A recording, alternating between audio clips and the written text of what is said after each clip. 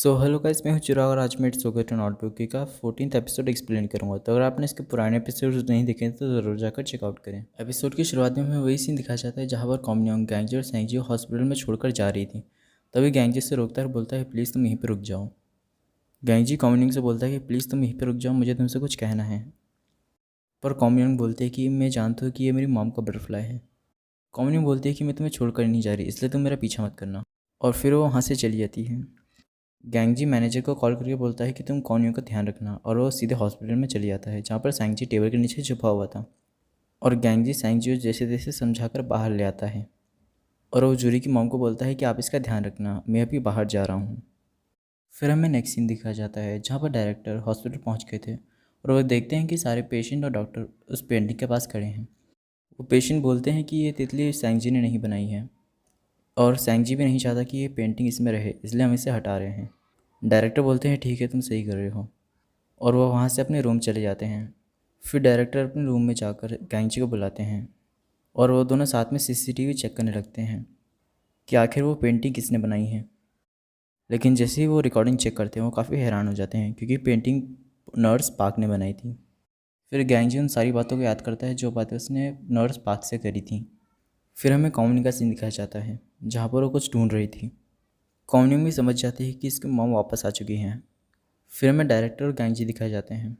Director गैंगजी को sorry बोलते हैं और वो सोचते हैं कि आखिर वो इतने सालों तक यहाँ पर क्यों थी। फिर हमें नर्स पार्क दिखाई जाती है या फिर कॉमनी की मॉम। हमें वही सीन दिखाया जाता है जहाँ पर कॉमनी के डैड की हालत बहुत ख़राब हो गई थी और वहाँ पर कॉमनी की मॉम कॉमनी के डैड को बहुत सारी बातें याद करवाती हैं और उन्हें ये भी बताते हैं कि कैसे उन्होंने कॉमनी को अपने जैसे बनाने की कोशिश करी। कॉमनी के डैड बोलते हैं कि प्लीज़ मेरी बच्ची से दूर रहो। उसके बाद कॉमनी के डैड की डेथ हो जाती है। फिर हमें मैनेजर दिखाया जाता है जो कि कॉमनी के घर पहुँच गया था और वो सीधे कॉमनी के रूम में जाकर उससे बातें करने की कोशिश करता है। मैनेजर उससे थोड़ी देर बात करता है और कॉमनी भी उससे अच्छे से बात करती है। उसके बाद वो उसे वहाँ से जाने के लिए बोलती है। मैनेजर वहाँ से बाहर आ जाता है और वो सीधा गैंगजी को कॉल करता है। वो गैंगजी को बोलता है कि उसकी हालत बहुत ख़राब है क्योंकि उसने मुझसे कभी भी मुस्कुरा कर बात नहीं की। मैनेजर बोलता है कि मैं यहीं पर रुकता हूँ जब तक तुम यहाँ पर आ नहीं चाहते। गैंगजी बोलता है ठीक है। फिर सैंगजी भी उसके पास वापस आ जाता है। सैंगजी आते ही कॉमनियों के हिस्से का पॉकेट मनी और गैंगजी के हिस्से को पॉकेट मनी देता है। गैंगजी सैंगजी से बोलता है कि क्या तुम थोड़ी दिन जूरी के घर पर रहोगे। सैंगजी बोलता है कि यार तुम्हारी वापस से लड़ी हुई है। गैंगजी बोलता है ठीक है, मैं जब उससे मना लूँगा फिर तुम्हें वापस बुला लूँगा, ठीक है। फिर हमें जूरी दिखाई जाती है जो कि रिकॉर्डिंग्स चेक कर रही थी, पर उसे वो रिकॉर्डिंग नहीं मिलती। डायरेक्टर आके बोलते हैं कि मैंने वो रिकॉर्डिंग अपने पेन ड्राइव में रख ली है क्योंकि मुझे वो किसी को दिखानी थी। फिर वो जूरी को अपने रूम में बुला लेते हैं। उससे बोलते हैं कि नर्स पाका वापस नहीं आने वाली। जूरी पूछती है कि आखिर ऐसा क्यों। डायरेक्टर बोलते हैं कि तुम्हें जल्दी ही पता लग जाएगा।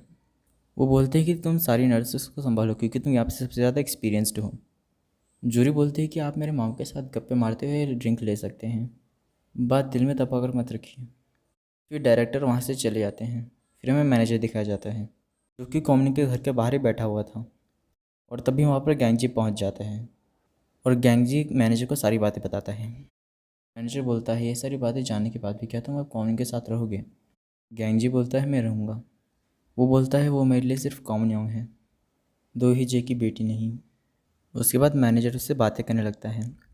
मैनेजर बताता है कि पब्लिशिंग कंपनी कॉमनी को बहुत ज़्यादा परेशान किया करती थी क्योंकि उन्हें उसकी माँ की लास्ट बुक की पब्लिशिंग राइट्स चाहिए थे जिसका नाम था the murder of the witch of the west. गैंगजी पूछता है उस आखिरी बुक का आखिर हुआ क्या। मैनेजर बोलता है कि वो बुक कभी पब्लिश ही नहीं हुई, उस बुक की फाइनल स्क्रिप्ट ही गायब हो गई थी। उसके बाद गैंगजी कॉमनी के पास चले जाते हैं। कॉमनी गैंगजी से पूछती है क्या मेरी माँ ने सच में तुम्हारी माँ को मारा था। कॉमनी बोलती हैं प्लीज़ ये कह दो कि ये बात झूठ है, पर गैंगजी कुछ नहीं बोलता। कॉमनी पूछती है तुम ये बात कब से जानते हो। गैंगजी बोलता है ज़्यादा वक्त नहीं हुआ।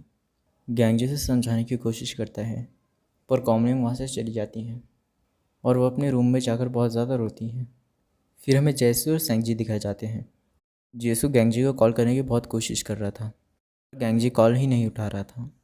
जेसू सैंगजी से बातें करने लगता है और बातों बातों में सैंगजी से पूछता है कॉमनी आखिर उदास क्यों थी और वो डरी हुई भी थी। सैंगजी भी सोचने लगता है। फिर हमें डायरेक्टर दिखाए जाते हैं जिनके रूम में जूरी की मॉम आ जाती है और वो दोनों बातें करने लगते हैं। डायरेक्टर बहुत सारी बातें बोलते हैं जिससे उन्हें बहुत ज़्यादा पछतावा हो रहा था। पर जूरी की मॉम बोलती हैं इंसान बहुत सारी गलतियाँ करते हैं, तुम डॉक्टर हो पर लोग को हमेशा बचा नहीं सकते। वो बोलती है कि तुम भगवान नहीं हो। वो बोलते हैं it's okay to not be okay, ये भी तुम ही ने लिखा है। कुछ देर बातें करने के बाद जूरी की मॉम वहाँ से चली जाती हैं।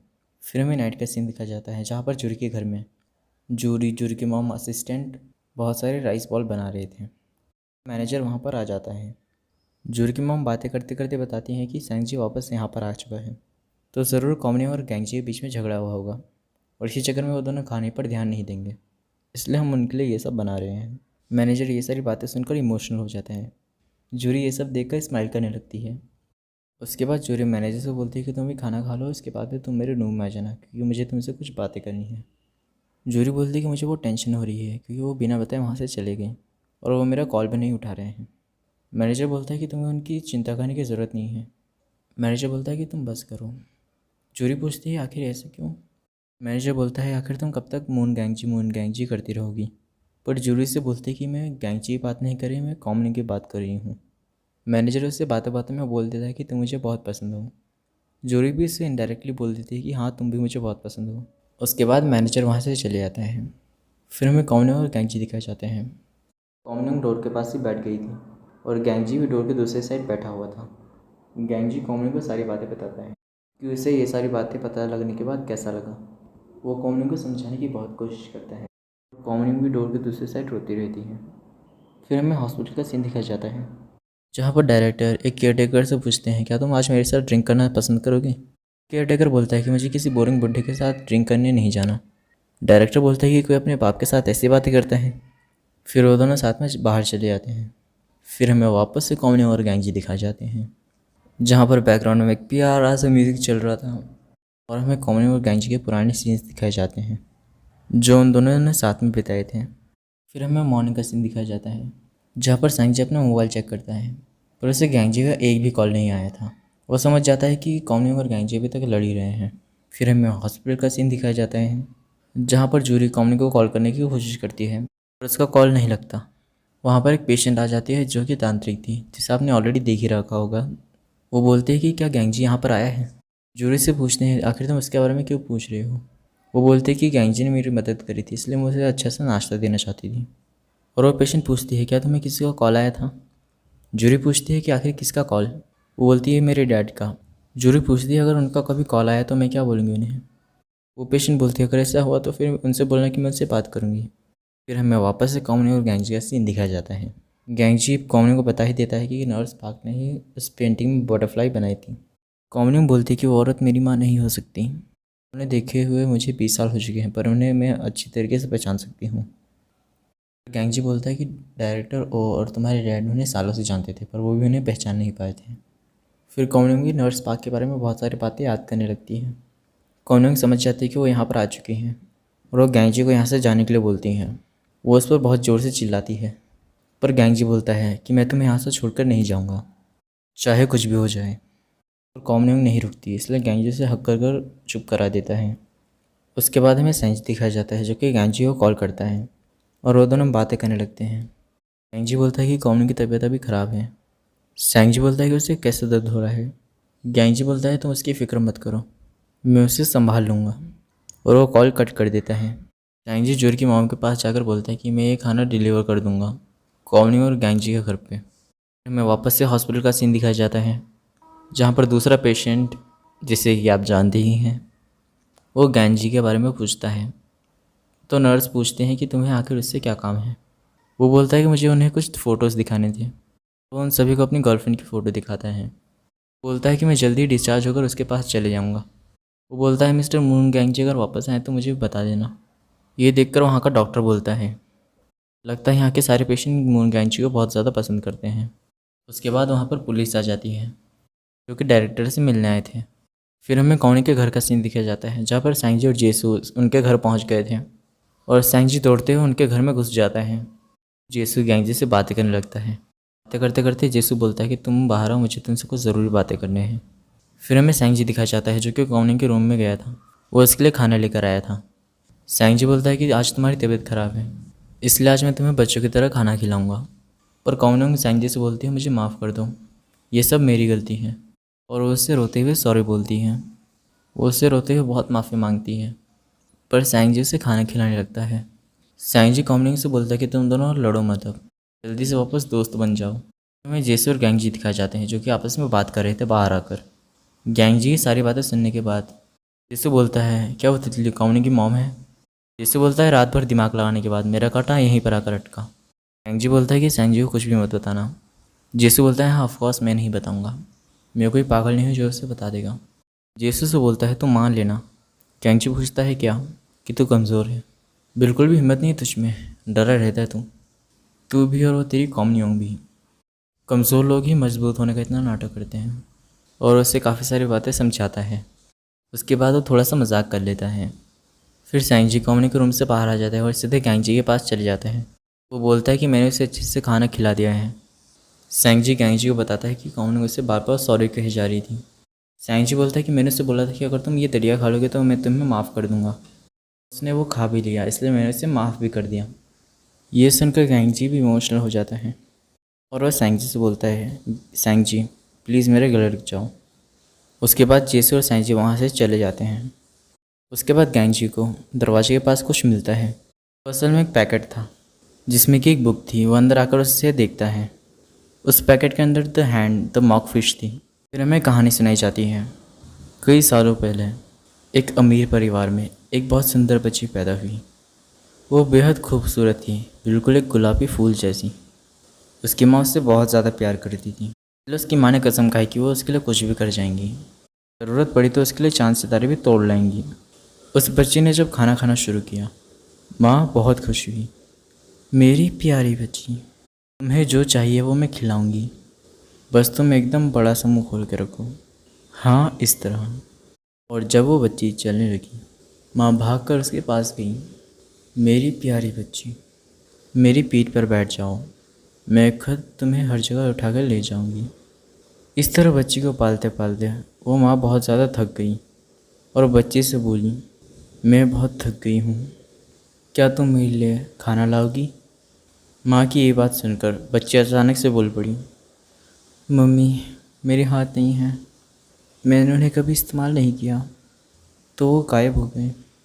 तो उसकी मॉम बोलती हैं, तो क्या तुम मुझे अपनी पीठ पर उठाकर ले चलोगी? मेरे पैर दुख रहे हैं। ये सुनकर बच्ची बोली, मम्मी मेरे पैर भी नहीं हैं, तुम मुझे अपनी पीठ पर लाती रही तो मैंने कभी चलना भी नहीं सीखा। मेरे पास सिर्फ एक बड़ा सा मुँह है और कुछ नहीं। फिर उसने अपना मुंह बड़ा सा खोला। ये बात सुनकर उसकी माँ बहुत गुस्से में चिल्लाई, तुम मेरी प्यारी बच्ची बिल्कुल भी नहीं हो, तुम एक बेकार मॉन्कफिश जैसी हो, बस दिन रात खा सकती हो, तुम कुछ नहीं कर सकती, तुम बस एक फेलियर हो। उस माँ ने उस बच्ची को समुद्र में कहीं दूर फेंक दिया। और तब से कहते समुद्र में जाने वाले मछुआरों को अक्सर तूफ़ानी रातों में किसी छोटे से बच्चे के रोने की आवाज़ आती है, लेकिन आज तक किसी ने उसे देखा नहीं। मम्मी मम्मी मम्मी, इसमें मेरी क्या गलती थी? प्लीज़ वापस आकर मुझे ले जाओ, प्लीज़ लौट आओ और मुझे बचा लो, जल्दी आओ और मुझे बचा लो। और ये स्टोरी यहीं पर एंड हो जाती है। फिर हमें गैंगजी दिखाया जाता है। देखता है कि बुक के पीछे कुछ लिखा हुआ है, जहाँ पर कॉमनिंग के मॉम ने लिखा था, ये बुक एक फेलियर है लेकिन ये मेरी फेवरेट बुक है। हमें कॉमनिंग की मॉम दिखाई जाती है जो कि जूरी के घर के बाहर ही थी। उसके बाद हमें कॉमनिंग दिखाई जाती है जिसके पास the murder of the witch of the west का लास्ट पार्ट था। उसके बाद कॉमनिंग किसी को कॉल करती है और उससे बातें करने लगती है। फिर हमें मॉर्निंग का सीन दिखाया जाता है जहाँ पर असिस्टेंट मिस्टर ली के पास आई थी, या कहें मैनेजर के पास। वो बोलती है कि बहुत बड़ी प्रॉब्लम हो चुकी है। वो जल्दी से मैनेजर को उठाती है और मैनेजर फटाफट से चेक करने लगता है कि आखिर प्रॉब्लम क्या है। वो न्यूज़ चेक करता है जहाँ पर बहुत सारे आर्टिकल्स छपे हुए थे जिसमें कि the murder of the witch of the west will be published soon लिखा हुआ था। मैनेजर जल्दी से कॉमनियन से मिलने चले जाता है। फिर हमें कॉमनियन तैयार होते हुए दिखाई जाती है। फिर गैंगजी को मैनेजर का कॉल आ जाता है। उसके बाद हमें सैंगजी दिखाया जाता है जिसे किसी का कॉल आ जाता है और वो अपने रूम से बाहर आ जाते हैं। वो सीधे नर्स पार्क के पास पहुंच जाता है जो कि उसके घर के बाहर ही खड़ी हुई थी। फिर इसी वक्त सैंगजी को गैंगजी को कॉल आने लगता है, पर सैंगजी उसे नहीं उठाता। तो गैंगजी टेंशन में आ जाता है। वो सैंगजी को ढूंढने के लिए निकल जाता है। फिर हमें मैनेजर दिखाया जाता है जो कि कॉमनिंग से पूछता है कि आखिर तुमने ऐसा क्यों किया, ऐसी खबर आखिर तुमने क्यों छपवाई। कॉमनिंग बोलती है, तुम जानती हो ना कि मैं किसी का इंतज़ार नहीं करती। एंजी उस तितली को कभी नहीं पकड़ सकता क्योंकि वो डरता है। मैनेजर बोलता है, डूही जे ने मुझे बुलाया है। कॉमनिंग पूछती है, कहाँ पे? मैनेजर बोलता है, मैं उनसे मिलकर आता हूँ। कॉमनिंग बोलती है, वो मेरे पीछे पड़ा है, तुम्हारे पीछे नहीं। तुम उससे कहाँ मिल रहे हो? पूछती है, तुम उससे कहाँ मिलने वाले हो? हमें गैंजी दिखा चाहते हैं जो कि सैंजी को ढूंढते ढूंढते उसके रूम में आ जाता है, पर सैंजी उसके रूम में नहीं था। फिर गैंजी को कॉल आता है। ये कॉल नर्स पार्क ने किया था। गैंजी बोलता है, अगर सैंजी को कुछ भी हुआ तो मैं तुम्हें छोड़ूंगा नहीं। गैंजी बोलता है, कहाँ मिलना है? नर्स पार्क बोलती हैं, श्रापित महल में। उसके बाद हमें मैनेजर और कॉन्म्योंग कार से कहीं जाते हुए दिखाए जाते हैं। हमें वो सीन दिखाया जाता है जहाँ पर गैंजी ने मैनेजर को कॉल करके बोला था कि तुम कॉमने को यहाँ से दूर लेकर चले जाओ। उसके बाद हमें प्रेजेंट का सीन दिखाया जाता है जहाँ पर कॉमनिंग बोलती है कि हमें आखिर वो कहाँ मिलने वाला है। मैनेजर बोलता है, जल्दी ही मिलने वाला है। कॉमनिंग बोलती है कि कार रोको, और फिर वो ज़बरदस्ती कार को रुकवा देती है। और दूसरी साइड गैंजी भी श्रापित महल पहुँच चुका था। कॉमनिंग दौड़ते हुए वापस जाने लगती है। गैंजी भी नर्स पार्क के पास पहुँच जाता है और वो देखता है कि सैंगजी सोफ़ा पर बेहोश पड़ा हुआ है। सैंगजी को उठाने की कोशिश करता है पर सैंगजी नहीं उठता। ये देखकर नर्स पार्क हंसने लगती हैं और ये एपिसोड यहीं पर एंड हो जाता है। आई होप आपको ये वीडियो अच्छी लगी होगी। अगर आपको ये वीडियो अच्छी लगे तो इस वीडियो को करें लाइक, चैनल को करें सब्सक्राइब, वीडियो को करें share, and thank you for watching. So bye.